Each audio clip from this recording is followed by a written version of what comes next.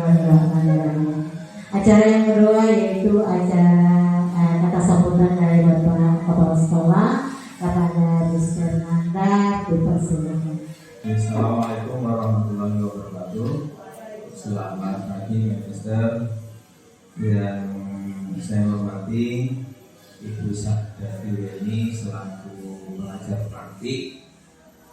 Dalam hal ini adalah pendamping dari Mem Irma selaku calon guru penggerak angkatan ke-7. Alhamdulillah, Mister sekalian, pertama-tama marilah kita panjatkan puji syukur kepada Allah Subhanahu wa taala atas limpahan karunia-Nya. Pada pagi hari ini kita bersama-sama bisa mendampingi atau membersamai Menir dalam rangka untuk melaksanakan diseminasi atau penyebaran pemahaman tentang budaya positif yang ada di sekolah. Budaya positif sekolah ini berisi kebiasaan yang disepakati bersama untuk dijalankan dalam waktu yang lama. Jadi, Master, kami berharap nanti pada saatnya diseminasi yang disampaikan oleh Kang Irma nanti bisa disimak dan dipahami bersama sehingga nanti bisa kita terapkan di sekolah kita. Saya kira itu sambutan dari saya. Semangat Menir jadi semangat, mudah-mudahan nanti kendala-kendala yang selama ini sudah dialami itu nanti ke depannya minimal berkurang sehingga nanti di akhir tidak ada kendala yang berarti. Saya kira itu. Terima kasih atas waktu yang diberikan. Saya akhiri. Assalamualaikum warahmatullahi wabarakatuh. Ya, demikian kata sambutan dari Bapak Kepala Sekolah. Terima kasih. Selanjutnya kita akan berikan kesempatan kepada Mek Irma untuk menyampaikan presentasinya hari ini.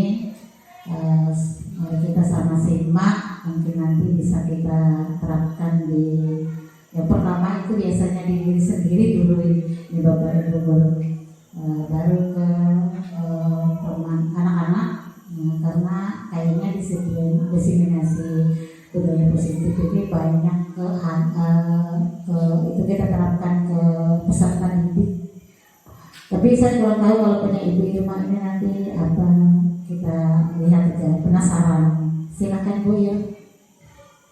Terima kasih Weni atas kesempatannya kepada saya. Sebelumnya Assalamualaikum warahmatullahi wabarakatuh. Selamat pagi Bapak Ibu. Yang terhormat Bapak Kepala Sekolah SMP Negeri 4 Cembaga, kemudian yang telah memberikan izin untuk melaksanakan diseminasi pada hari ini, kemudian yang terhormat Ibu Weni selaku pengajar praktik saya yang sudah berkenan jauh-jauh datang dari Lubuk Buyuk dan bahkan sampai 2 kali datang ke sini.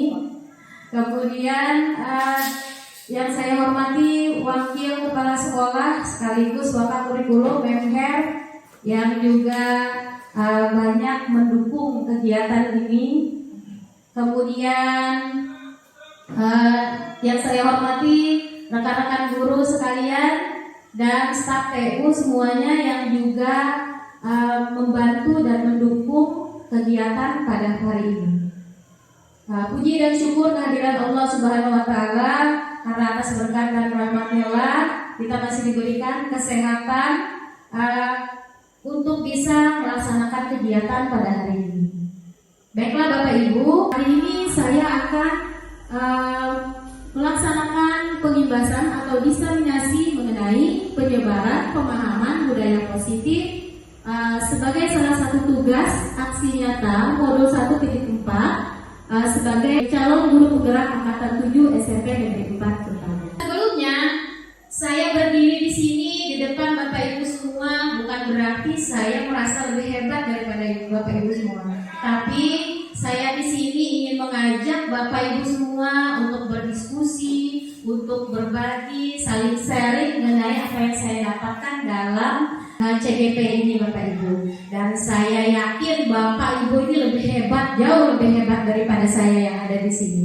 Baik Bapak Ibu, kita ice breaking dulu ya. Nah, ice breakingnya seperti ini biar lebih semangat. Nanti saya akan menyebutkan satu binatang. Misalnya saya menyebutkan gajah. Nah, kemudian gajah itu berakhir dengan kata apa Ibu? Kata terakhirnya huruf apa? H. Kemudian nanti misalnya saya tunjuk Mr. Yanur nanti H, cari binatang apa habis H itu. Nah, H misalnya apa?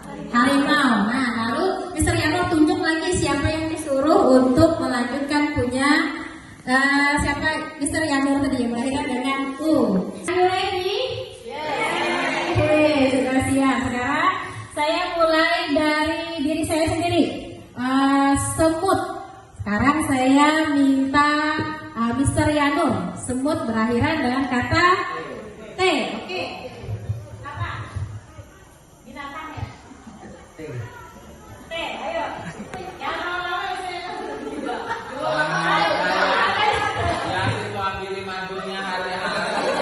Ayo, apa?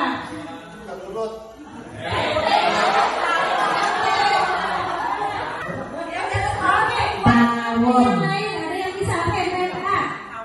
Tawon. Oke, tawon. Tepuk tangan untuk PA. Tawon. PA sekarang berakhir dengan N. Siapa yang disuruh PA? Yuk. Siapa PA?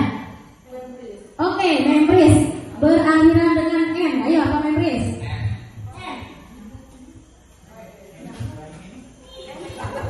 Rambut. Oke, terus membris. Tepuk tangan dulu untuk membris. Oke, membris itu berakhiran dengan K. Siapa lagi yang disuruh? Oke, memher berakhiran dengan K. Kecoa. Tepuk tangan dulu. Bagus, memher. Berakhiran dengan A. Oke, terakhir siapa? Memher. Ayo, tunjuk siapa memher. Oke, Eki. A, mudah sekali A.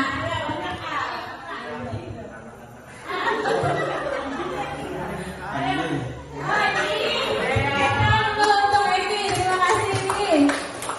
Oke, saya rasa sudah cukup Bapak Ibu. Semuanya semangat hari ini? Semangat. Alhamdulillah, kalau sudah semangat. Sekarang saya akan memulai presentasi mengenai budaya positif tadi. Di sini kepala sekolah saya adalah Mr. Nanda SPD. Kemudian pengajar praktik saya adalah Syahdati Weni SPD dan fasilitator saya adalah Sulaiman SPD. Nah, sebelum saya menjelaskan mengenai budaya positif, tentunya hal ini tidak asing lagi bagi Bapak Ibu yang ada di sini. Karena mengingat sekolah kita adalah sekolah penggerak ya Bapak Ibu ya.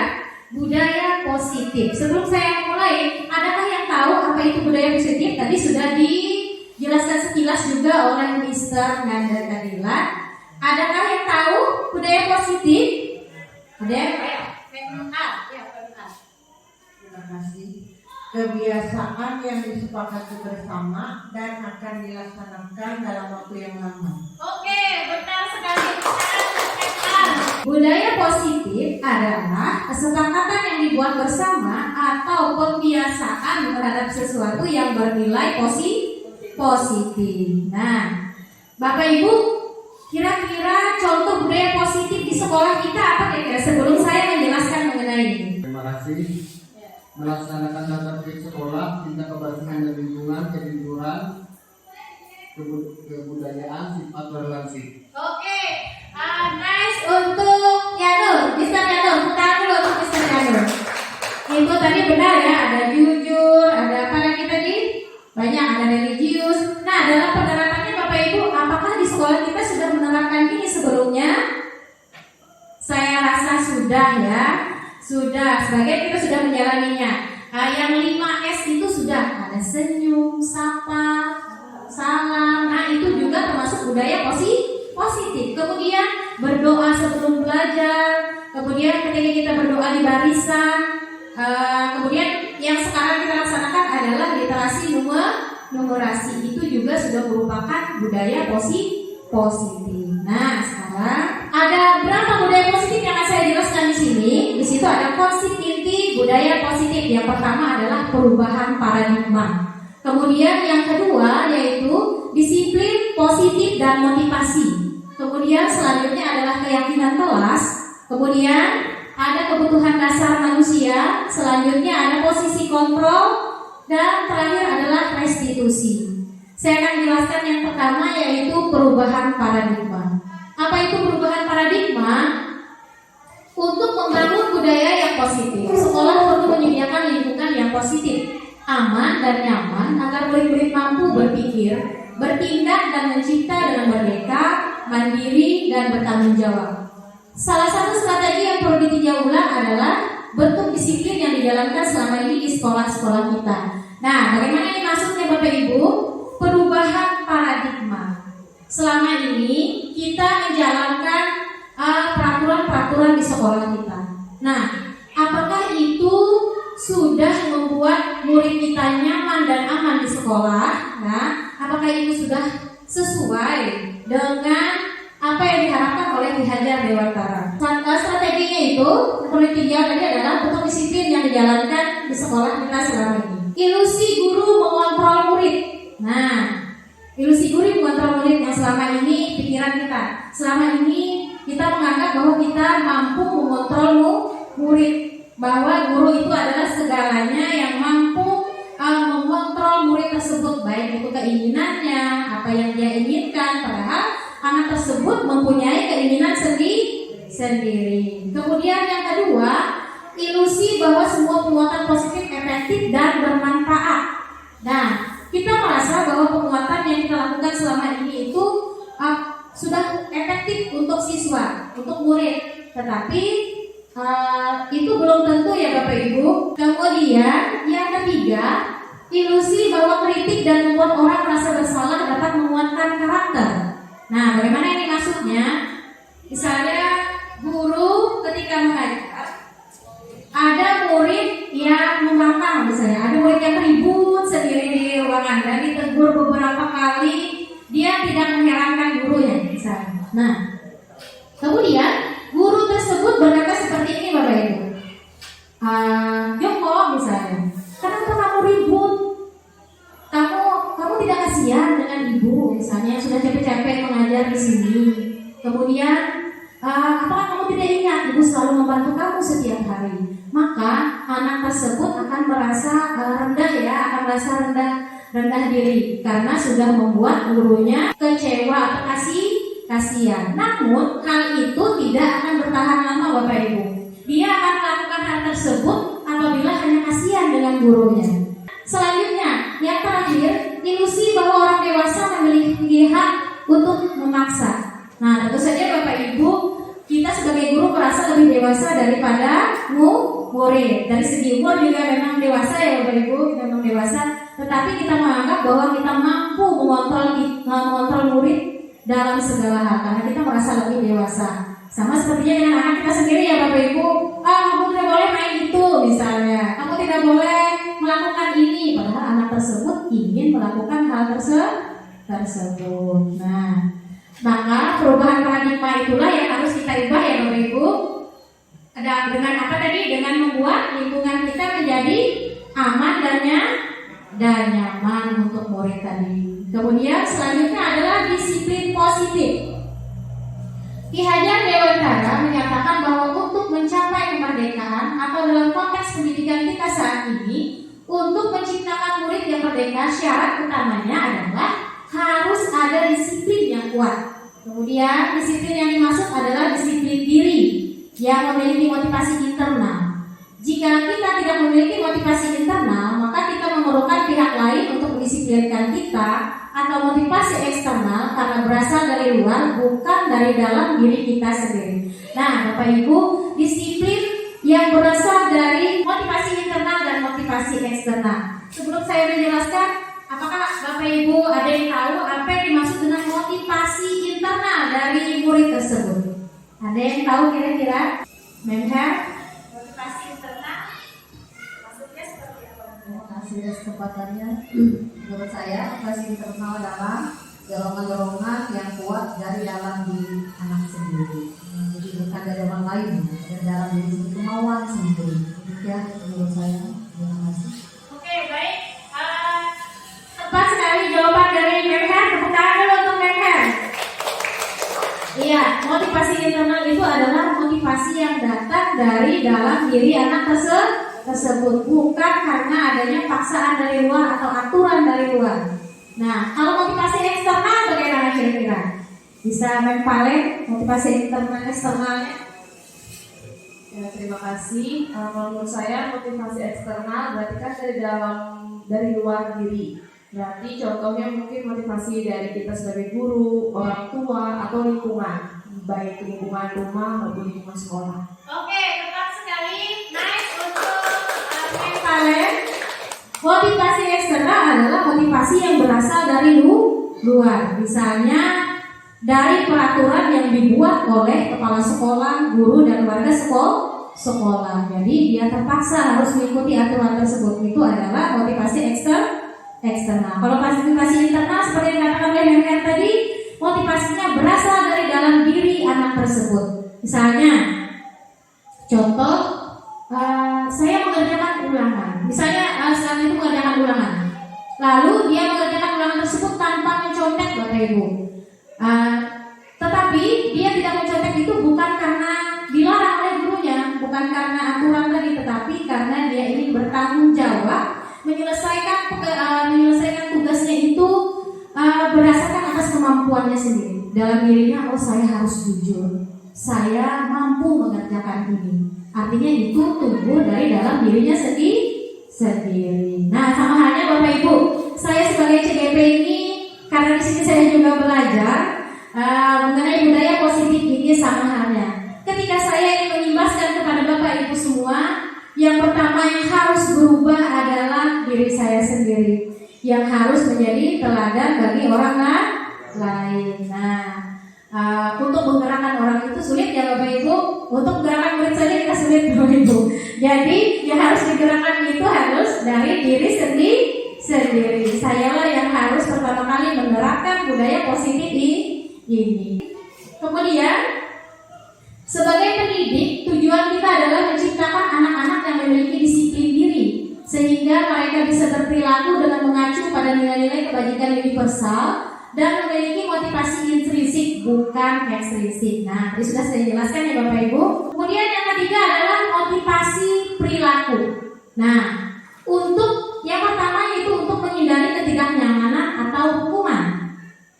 Di situ biasanya orang yang motivasi perilakunya untuk menghindari hukuman atau ketidaknyamanan, sebenarnya mereka sedang menghindari permasalahan yang mungkin muncul dan berpengaruh pada mereka secara fisik, psikologis maupun tidak terpenuhinya kebutuhan mereka bila mereka tidak melakukan tindakan tersebut. Nah, ini bagaimana maksudnya Bapak Ibu? Ini anak melakukan hal tersebut karena takut dengan hukuman. Nah, ini tadi. Contohnya begini, dia misalnya selalu datang tepat waktu karena dia takut terlambat datang ke sekolah, karena takut dihukum oleh gurunya, atau dia merasa tidak nyaman karena nanti dia harus mengumpulkan sampah, harus membersihkan WC misalnya. Nah, itu dia mengikuti aturan atas dasar peraturan tadilah, bukan dari dalam dirinya sendiri. Kemudian selanjutnya untuk mendapatkan imbalan atau penghargaan dari orang lain. Nah, ini bagaimana maksudnya? Mereka melakukan sebuah tindakan untuk mendapatkan pujian dari orang lain yang menurut mereka penting, dan mereka letakkan dalam dunia berkualitas mereka. Mereka juga melakukan sesuatu untuk mendapatkan hadiah, pengakuan atau imbalan. Nah, yang kedua ini Bapak Ibu, murid kita akan mengikuti apa yang kita perintahkan apabila dia dipuji atau diberi hadiah atau imbalan misalnya. Contoh sebutkan saja misalnya si Sari sering mengumpulkan sampah di depan kelasnya karena dia misalnya sering dipuji oleh Memila misalnya. Oh, ini Sari ini anak yang rajin mengumpulkan sampah, dia anak yang disiplin, bisa menjadi contoh bagi orang lain misalnya.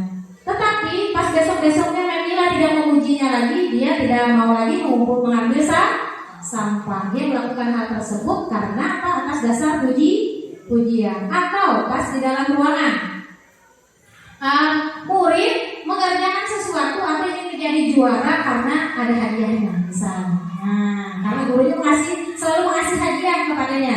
Tetapi pas gurunya tidak memberikan hadiah, dia malas untuk melakukan hal tersebut, Bapak Ibu. Berarti itu bukan dari dalam dirinya sendiri, tapi karena ada sesuatunya. Kita lanjutkan yang ketiga. Untuk menjadi orang yang mereka inginkan dan menghargai diri sendiri dengan nilai-nilai yang mereka percaya. Nah, yang ketiga ini yang paling bagus ya Bapak Ibu. Mereka melakukan sesuatu karena nilai-nilai yang mereka yakini dan hargai. Dan mereka melakukannya karena mereka ingin menjadi orang yang melakukan nilai-nilai yang mereka yakini tersebut. Ini adalah motivasi yang akan membuat seseorang memiliki disiplin positif karena motivasi perilakunya bersifat internal bukan eksternal.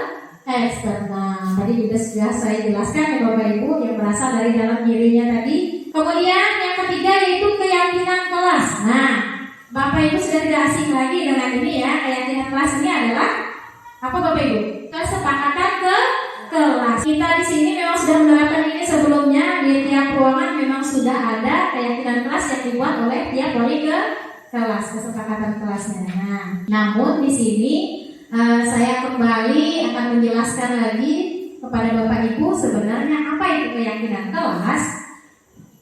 Yang pertama, mengapa kita memiliki peraturan tentang penggunaan helm pada saat mengendarai kendaraan roda 2 atau motor. Nah, mengapa kita misalnya pada saat mengendarai motor itu harus menggunakan helm? Mr. Yanur misalnya, apakah menggunakan helm itu karena takut dengan polisi?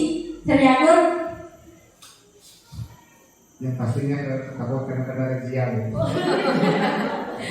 Takut karena razia, kata Mr. Yanur.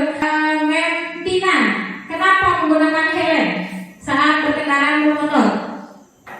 Terima kasih atas kesempatannya. Mungkin untuk menurut saya, kenapa kita menggunakan helm itu untuk menjaga agar tidak terjadi apa-apa. Menjaga keselamatan ya, menjaga keselamatan. Iya. Tangan dulu untuk pakai tas dan Mr. Yanur. Oke. Nah, dari contoh yang diberikan oleh keduanya tadi, kalau Mr. Yanur tadi katanya takut razia, itu Mr. Yanur motivasi internal atau eksternal? Oke, eksternal karena takut tadi ya. Kemudian Tina ya karena keselamatan katanya tadi, itu motivasi internal atau eksternal? Internal. Jadi yang mana yang bagus Bapak Ibu? Internal. Nilai-nilai keselamatan atau kesehatan inilah yang kita sebut sebagai suatu keyakinan, yaitu nilai-nilai kebajikan atau prinsip-prinsip universal yang disepakati bersama secara universal, lepas dari belakang suku, negara, bahasa maupun agama. Nah, suatu keyakinan akan lebih memotivasi seseorang dari dalam atau memotivasi secara intrinsik. Seseorang akan lebih tergerak dan bersemangat untuk menjalankan keyakinannya daripada hanya sekedar mengikuti serangkaian peraturan. Nah, yang dilakukan oleh Tina tadi demi keselamatannya dan juga yang dilakukan kita untuk kesehatan tadi, itulah yang dinamakan keyakinan. Keyakinan yang kita miliki sendiri untuk hal-hal yang positif. Keyakinan yang tidak ada di dalam diri kita dan itu akan terbentuk menjadi kebiasaan. Nah, hal itulah yang seharusnya kita terapkan pada murid. Kemarin, bagaimana kita cara membuat keyakinan kelas ini? Tentu Bapak Ibu sudah juga ya sudah tahu, tapi saya jelaskan kembali bagaimana prosedur pembentukan keyakinan kelas. Yang pertama, mempersilahkan murid-murid di kelas untuk bercurah pendapat tentang peraturan yang perlu disepakati di kelas. Nah, sudah dilakukan ya Bapak Ibu semua. Kita berdiskusi dulu nih dengan murid, kesepakatan apa yang mau mereka buat di kelasnya, yang membuat mereka senyaman mungkin di dalam kelas, dan yang membuat peraturannya adalah mereka, bukan yang membuat kesepakatannya adalah mereka. Kira-kira keyakinan kelas ini Bapak Ibu mirip gak dengan peraturan? Mirip-mirip ya, tetapi lebih abstrak. Lanjut lagi, yang kedua, mencatat semua masukan para murid di papan tulis atau di kertas besar. Gantilah kalimat-kalimat dalam bentuk negatif menjadi positif. Nah, bagaimana itu maksudnya Bapak Ibu? Contohnya, kita sering membuat peraturan di kelas dengan kalimat yang negatif ya, yang sebelum-sebelumnya. Misalnya, jangan berlari di kelas atau koridor, atau jangan mencontek, atau tidak boleh datang terlambat. Kita sering menggunakan kata tidak, jangan, atau dilarang. Jadi itu adalah kalimat negatif. Jadi murid pun mendengarnya seperti seperti itulah, ini adalah aturan yang mengikat. Kita sendiri aja Bapak Ibu kalau dilarang atau tidak boleh seperti itu, kamu jangan ini. Bagaimana perasaan kita Bapak Ibu? Perasaan kita tidak nyaman. Nah, bagaimana kita membuat keyakinan tersebut agar murid merasa nyaman? Maka kita gantilah kesepakatan tersebut dengan kalimat yang positif. Contohnya bagaimana? Misalnya, jangan berlari di kelas atau koridor. Kita ubahlah menjadi berjalanlah di kelas atau koridor. Tinjau kembali daftar jumlah pendapat yang sudah dicatat. Apakah itu sudah sesuai dengan keyakinan kelas? Dan kemudian lanjut yang keempat, tinjau ulang keyakinan kelas secara bersama-sama. Guru dan murid meninjau kesepakatan tersebut. Apakah sudah sesuai atau belum? Kemudian yang kelima, sebaiknya keyakinan kelas tidak terlalu banyak. Nah, bisa berkisar antara 3 sampai 7 prinsip keyakinan. Bila mana terlalu banyak, maka warga kelas akan sulit mengingatnya Bapak Ibu. Jadi, kesepakatan kelas tadi dibuat sesimpel mungkin. Hanya 7 atau 8 saja biar murid ingat peraturan kelasnya. Saya contohnya apa Bapak Ibu yang simpel? Kayak tadi, jujur, semangat, bertanggung jawab, kemudian menghargai sesama. Itu kan mudah diingat ya Bapak Ibu. Yang keenam, setelah keyakinan kelas selesai dibuat, maka semua warga kelas dipersilakan meninjau ulang dan menyetujuinya dengan menandatangani keyakinan kelas tersebut, termasuk guru dan semua murid. Jadi, setelah mereka membuat kesepakatan kelas tadi, muridnya diminta untuk tanda tangan ya. Tanda tangan tersebut adalah sebagai bukti bahwa mereka sudah membuat kesepakatan bersama. Dan peraturan kesepakatan tersebut harus disepakati antara murid dan guru dan di dalam kelas. Selanjutnya yang terakhir, keyakinan kelas selanjutnya bisa dilekatkan di dinding kelas di tempat yang boleh dilihat semua warga kelas. Nah, itu sudah tahu ya Bapak Ibu. Selanjutnya, silakan. Nah, kebutuhan dasar manusia. Apa saja kebutuhan dasar manusia? Yang pertama yaitu bertahan hidup ya. Yang kedua cinta dan kasih sayang. Yang ketiga kesenangan. Yang keempat kebebasan dan yang terakhir adalah penguasaan. Nah, apa ini sebenarnya Bapak Ibu? Yang pertama yaitu kebutuhan bertahan hidup bagi murid. Yaitu apa yang kebutuhan yang bersifat fisiologis untuk bertahan hidup, misalnya kesehatan, rumah dan makanan. Nah, bagaimana ini maksudnya Bapak Ibu? Misalnya saat kita mengajar di kelas, ada siswa yang selalu mengantuk di kelas Bapak Ibu. Dia tidak mau mengikuti pelajaran misalnya, tidak mau bekerja kelompok, dia tidur saja di ruangan. Lalu sebenarnya apa masalah anak ini misalnya? Nah, setelah diteliti ternyata anak ini misalnya orang tuanya single parent ya Bapak Ibu, dia harus membantu orang tuanya, dia harus bekerja sehingga pas sekolah dia mengantuk karena harus bekerja tadi ya Bapak Ibu. Berarti itu adalah contoh apa tadi? Kebutuhan bertahan hidup. Atau ada anak yang malas pagi, lesu, tidak semangat mengikuti pelajaran. Ternyata paginya dia belum makan. Ternyata kebutuhan di rumahnya itu tidak terpenuhi. Misalnya itu kesulitan ekonomi dan sebagainya. Kemudian yang kedua cinta dan kasih sayang. Kebutuhan untuk mencintai, memiliki koneksi sosial dan merasa bagian dalam suatu kelompok. Nah, Bapak Ibu, kadang ada murid kita yang ribut sendiri atau suka mencari perhatian dengan orang lain dan tidak bisa diatur oleh guru. Dia melakukan sesuka hati misalnya. Dia ribut sana sini, ketika kerja kelompok dia suka mengganggu temannya.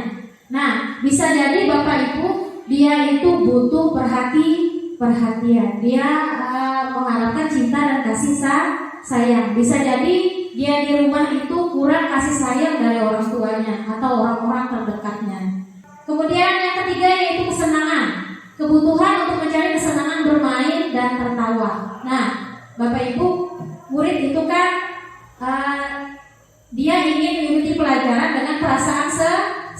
dia maunya belajar itu sambil belajar sambil bermain. Nah, karena itulah guru sekarang dituntut untuk melakukan pembelajaran yang berpihak pada murid. Guru harus melakukan pembelajaran yang inovatif agar murid tersebut merasa senang untuk mengikuti pelajaran. Ya. Kemudian yang keempat, kebebasan. Kebutuhan akan kemandirian, otonomi, memiliki pilihan dan mampu mengendalikan arah hidup seseorang. Nah, si murid itu memiliki kebebasan ya Bapak Ibu untuk memilih sesuai dengan minat dan bakatnya. Misalnya di kegiatan ekstrakurikuler, dia menyenangi sepak bola misalnya, tetapi kita memaksanya untuk pramuka misalnya, itu sudah melanggar kebebasannya. Jadi kita harus mengarahkannya sesuai dengan minat dan bakat murid tersebut. Nah, hal itulah pentingnya kita melakukan pembelajaran yang diferensiasi sesuai dengan minat dan bakat murid tersebut. Kemudian yang kelima yaitu penguasaan.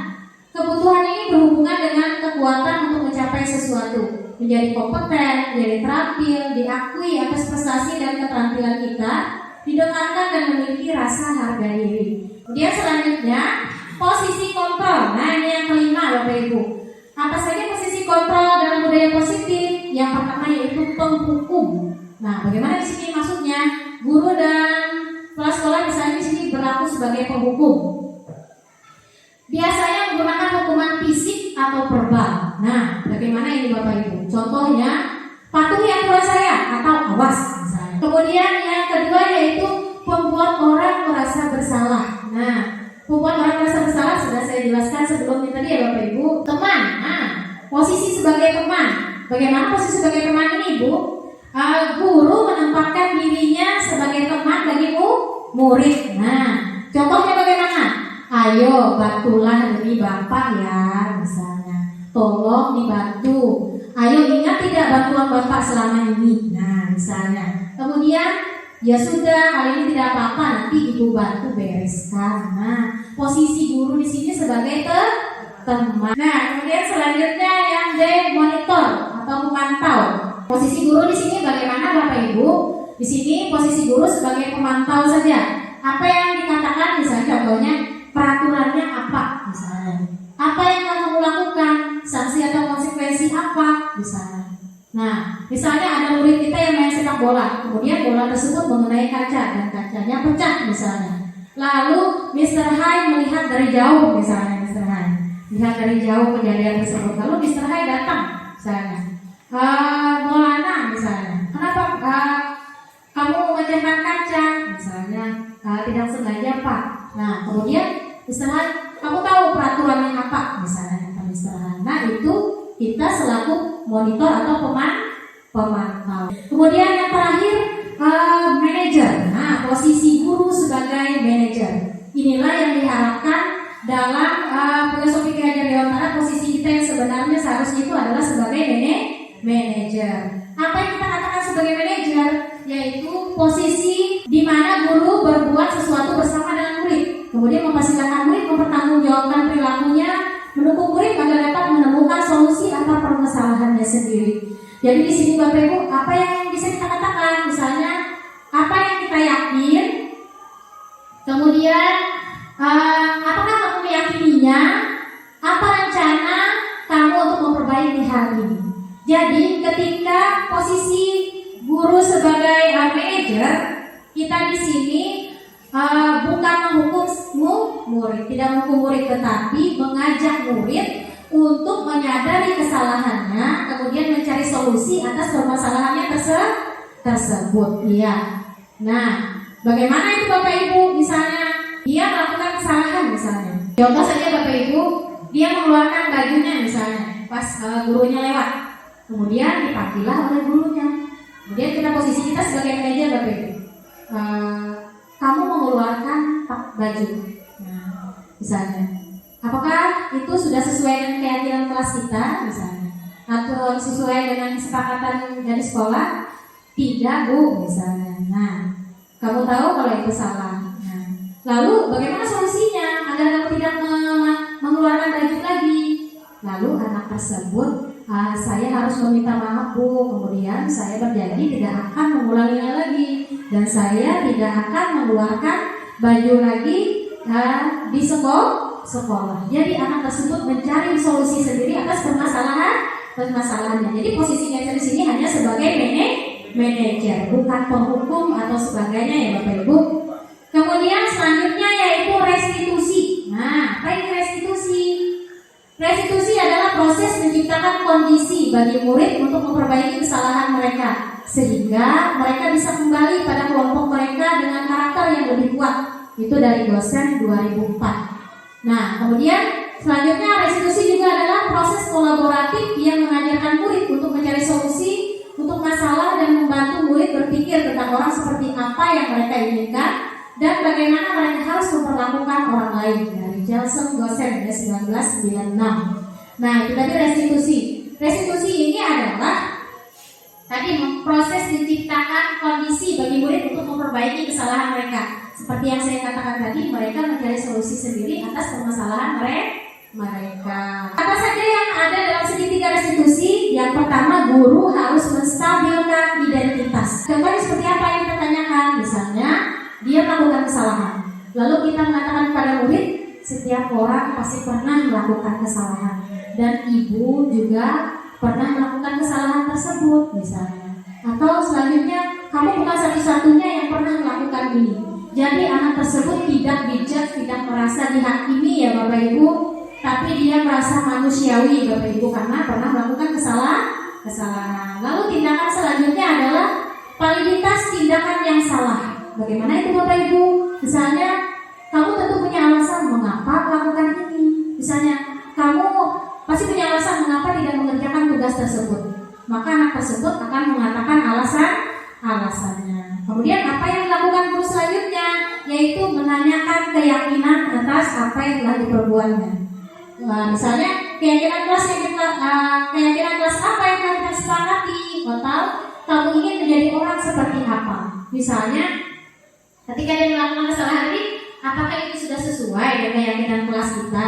Misalnya tidak Bu, misalnya. Lalu apa yang harus kamu lakukan untuk memperbaikinya? Misalnya untuk mengatasi solusi tersebut, maka anak tersebut akan mencari solusi atas masalahnya. Nah, di sini Bapak Ibu ada contoh dari penerapan segitiga restitusi yang sudah saya lakukan.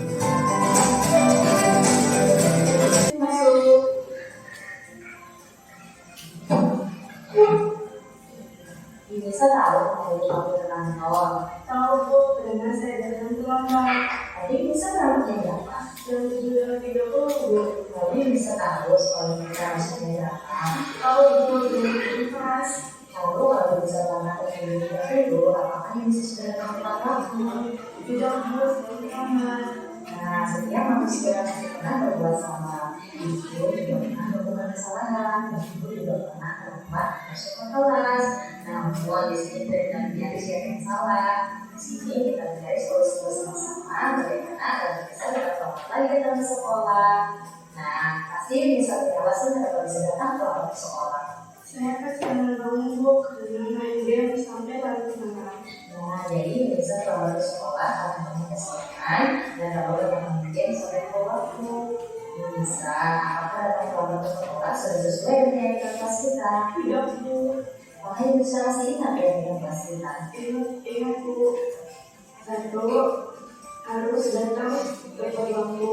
Dua, harus sopan dan menghormati kepala sekolah, guru dan teman. Baik, bisa masih ingat ya dengan kelas kita. Lalu, apakah hal yang harus kita bisa lakukan adalah menghormati dari sekolah, tidak main game lagi dan memasang alarm agar tidak kesiangan bangun dan meminta kalau ibu untuk membangunkan. Nah, kapan itu bisa laksanakan? Tiap hari Bu. Oke, bagus. Bisa sudah berusaha menjadi lebih baik. Berdoa supaya bisa menjadi anak yang disiplin dan selalu mematuhi peraturan sekolah kita. Ya Bu, terima kasih. Oke, baik. Terima kasih Lisa. Oke, terima kasih Bapak Ibu yang sudah menonton videonya tadi. Nah, itu adalah salah satu contoh penerapan segitiga restitusi yang memang seharusnya kita lakukan kepada murid ya Bapak Ibu.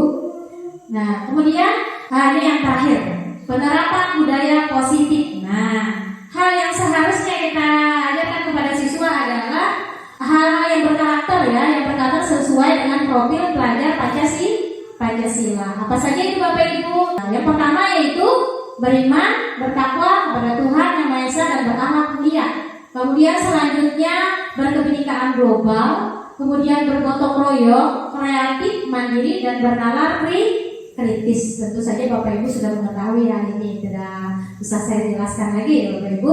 Kemudian yang terakhir, oke, sudah habis ya Bapak Ibu. Terima kasih dan semoga hal ini memberikan manfaat bagi kita semua. Assalamualaikum warahmatullahi wabarakatuh.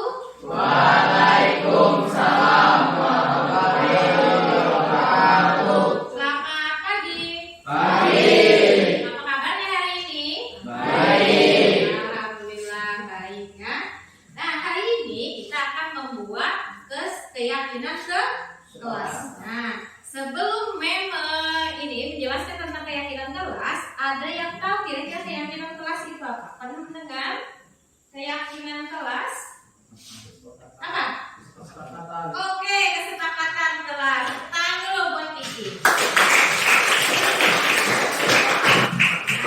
Nah, keyakinan kelas atau kesepakatan kelas itu mirip-mirip seperti peraturan. Nah, tetapi kalau peraturan itu lebih mengikat lah, lebih terikat. Kalau mendengar kata aturan, apa yang kalian rasakan? Apa?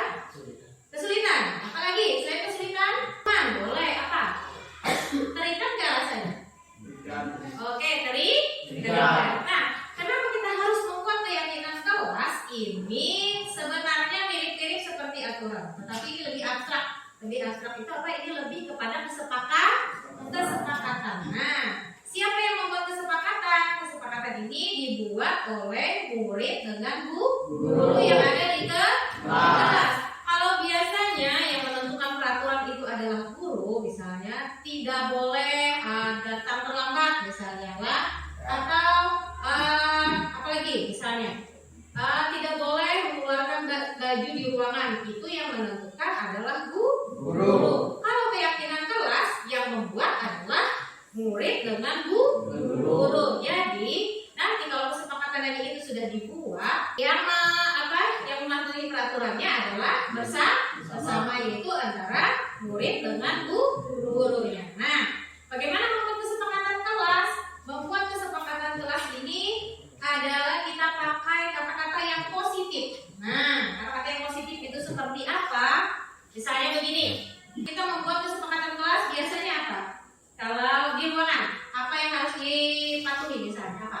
Contohnya apa? Oke, jangan terlambat. Kita bisa ganti dengan apa? Untuk itu kan kalimatnya negatif. Jangan terlambat. Kalau kita mendengarnya, jangan terlambat. Kayaknya langsung kayak gitulah. Nah, kalau kita ganti dengan kata yang positif apa? Kira-kira. Ayo. Lebih awal. Oke, datang lebih awal atau datang tepat waktu. Bagus, itu satu, boleh. Kemudian lagi, misalnya pas ulangan tidak boleh mencontek misalnya. Di sini kita ganti dengan kata Jujur. jujur. Oke, nice. Kita harus jujur. Berarti nanti kesepakatan kelasnya kayak kelasnya dibuat jujur. Kemudian apa lagi? Datang tepat waktu. Jadi kita tidak lagi menggunakan kata negatif, tetapi berubah menjadi positif. Dan keyakinan kelas itu dibuat simpel saja, pendek saja agar mudah diingat. Nah, apa pentingnya keyakinan kelas? Nah, pentingnya keyakinan kelas, kesepakatan kelas itu adalah kesepakatan yang dibuat bersama dan diyakini oleh warga yang ada di dalam kelas. Nah, bagaimana itu keyakinan? Maksudnya begini, keyakinan itu ada di dalam diri kita. Motivasi itu ada yang internal, ada yang eksternal. Kalau internal ada di mana? Dalam. Oke, di dalam diri. Bagaimana itu di dalam diri? Di dalam diri itu adalah kesepakatan yang sudah menjadi kebiasaan. Keyakinan kelas ini adalah kebiasaan budaya positif. Bagaimana itu kebiasaan? Misalnya begini, kalian membuat sendiri di sana, jujur tadi, berarti tidak boleh nyontek. Ini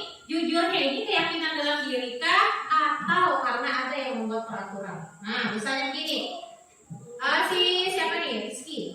Rizky, misalnya ulangan. Lalu Rizky ini menetapkan di dalam hatinya saya tidak boleh menyontek, saya harus jujur. Nah, saya harus jujur. Lalu dia mengerjakan ulangan tersebut dengan jujur, dengan kemampuannya sendiri. Itu motivasinya berasal dari dalam diri atau luar diri? Dari dalam diri. Kemudian lagi si ini Aulia Sari misalnya. Aulia Sari ini, saya tidak boleh datang terlambat, saya harus pagi datang ke sekolah karena takut sama kepala sekolah atau gurunya. Karena aturan sekolah kita harus datang tepat waktu. Dia datang tepat waktu karena takut atau karena mematuhi peraturan. Oke, sekarang itu termasuk dari dalam dirinya atau dari luar?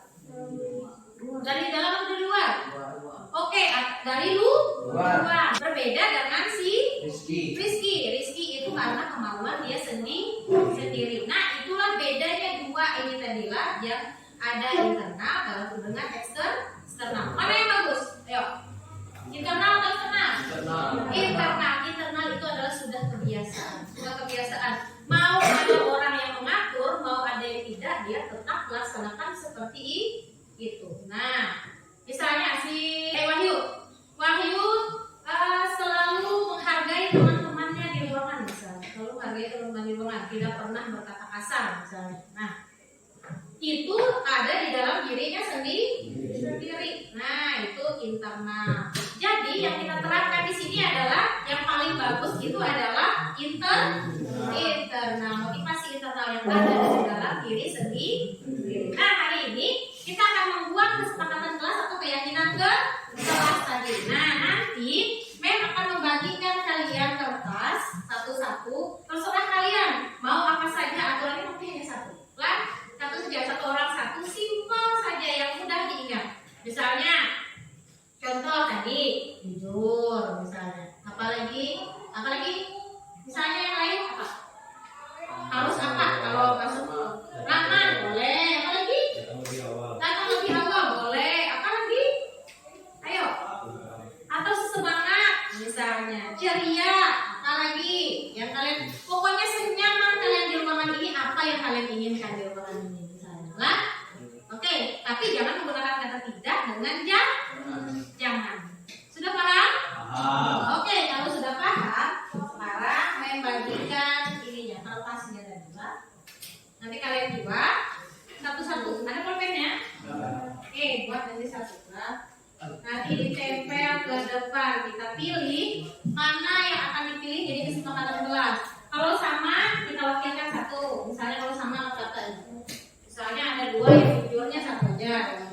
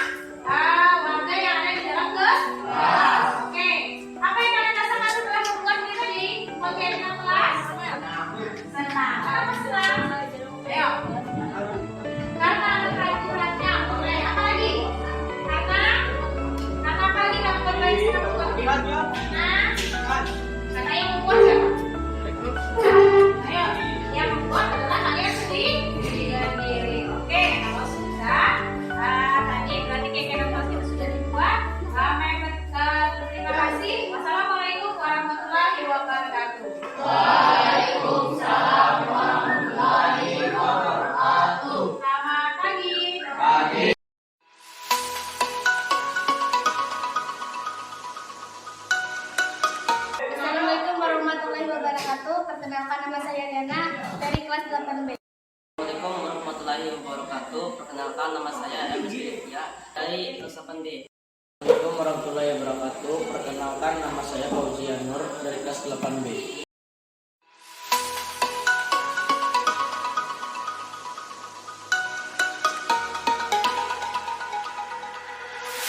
Perasaan saya sangat senang. Perasaan saya sangat senang. Perasaan saya sangat seru.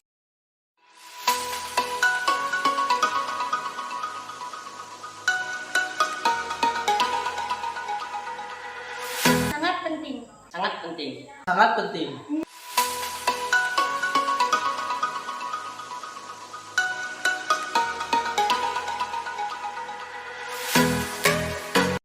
Karena bisa membuat kita bertanggung jawab. Karena dapat membuat kita lebih menghargai orang lain. Dapat membuat kita menjadi disiplin.